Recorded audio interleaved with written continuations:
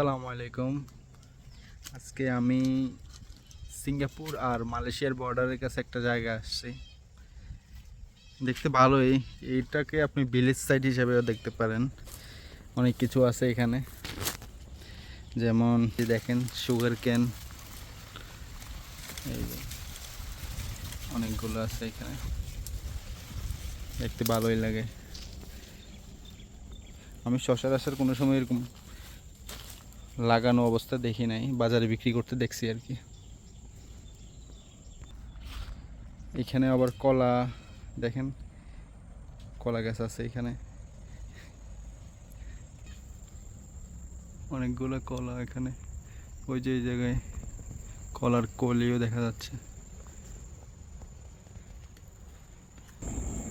এই যে পেঁপে, এখানে আবার পেঁপে গাছ, গাছের মধ্যে পেঁপে পেকে আছে।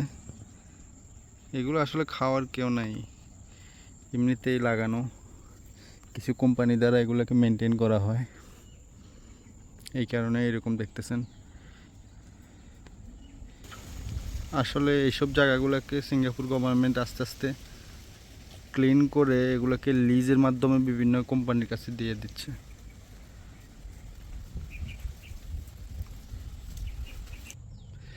একটা লেবু গাছ দেখে আমি লেবুটা নিয়ে নিয়েছি, এটা হয়তো কাজে লাগবে।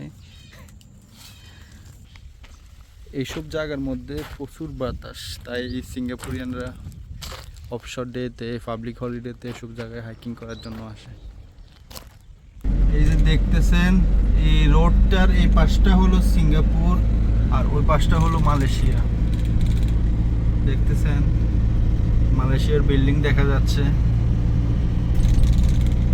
ওই পাশটা মালয়েশিয়া জোহর বারু দেখা যাচ্ছে।